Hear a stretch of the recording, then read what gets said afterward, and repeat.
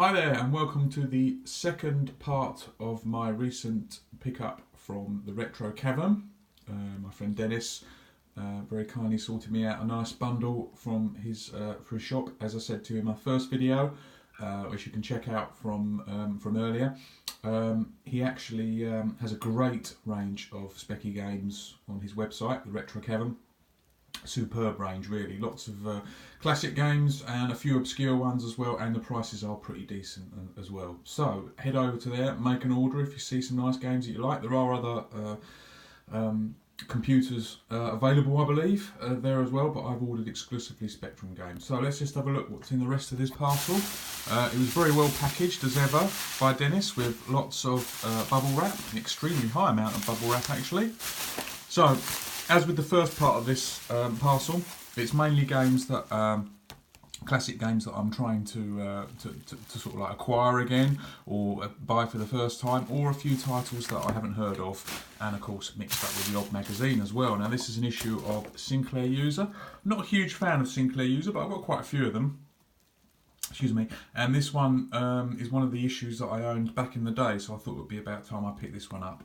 On the cover is Star Raiders 2, as you can see, which I actually thought was a pretty decent game. I thought it got a bit unfairly rated in Crash magazine, which is my usual magazine.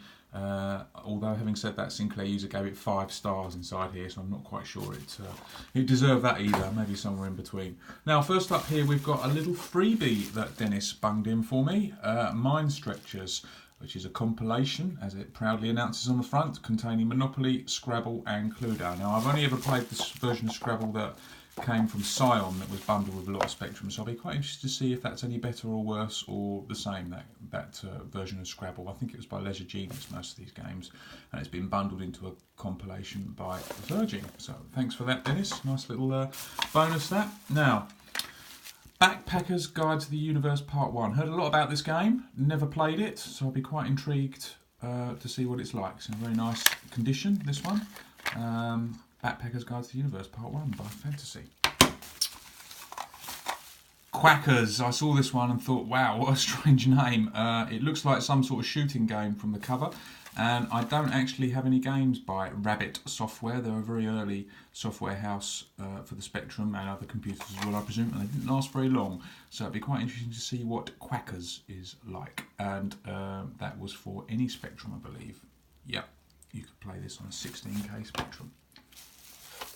Absolutely brilliant. No, it's not. It's a player's game. Sorry, I thought it was a Codemasters game. Players were very much modelled after Codemasters. So it's an easy mistake to make, but this is Sword Slayer, which looks like some sort of random beat 'em up in the vein of Barbarian. Lots of Commodore screenshots on the back cover there. I'm sure we have got a Codemasters game here, so let's try and dig that out, shall we? Here it is. BMX Freestyle. Now I was a big fan of the BMX Simulator. I thought it was a really cool game actually, with neat graphics, and it was a good 2-player game as well. So I bought a lot of the BMX games. I think there was a sequel, and there was also a game by Alternative called BMX Ninja, which wasn't much cop.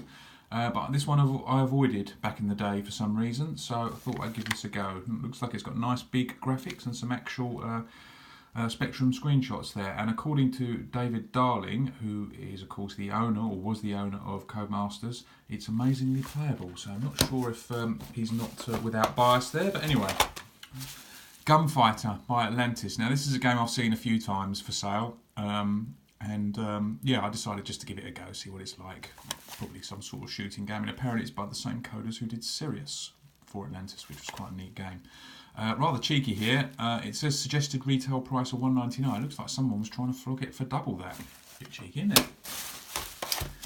Excel. Now this was an early Mastertronic game from '85, and it was actually a re-release. It was a game by Activision, by memory. I might be wrong there, but really good game, Excel. Not really nice little shooter. So I had this back in the day and enjoyed playing it a lot. So I thought I should pick it up again. So that was a nice little Mastertronic treat. A couple more games left we got now, or 3 more rather. We've got Roadrunner for the Spectrum. This is of course an arcade conversion. Programmed by Jim Bagley, I think it is. I think this is one of Jim's games when he was working at Canvas, I presume. Really not a great arcade machine, but I think Jim did okay with the specky conversion. As you can see from the screenshots, no specky screenshots to be seen, and yeah, it does indeed say screenshots from the arcade version, so a little bit naughty not to put any home conversion screenshots on there, but that's kind of the way it was back then.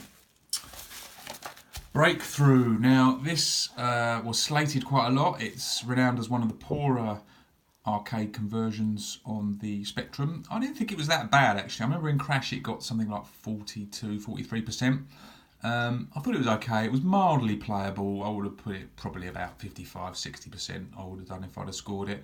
The arcade machine itself wasn't anything particularly remarkable, and if we look at the back, I think there's all screenshots from that as well. Yes, yeah.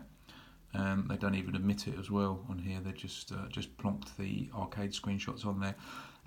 Coded, I can't remember who it was coded by, but I think the graphics were by Simon Butler, the Spectrum version, and they're probably the best part of this game, to be honest. Simon didn't do a bad job there. And finally, we have Corridors of Genon, however you pronounce it, from New Generation. This is one of the better games from New Generation. Well, they did a lot of good games. Really nice little corridor shooter, this one, so looking forward to playing that again.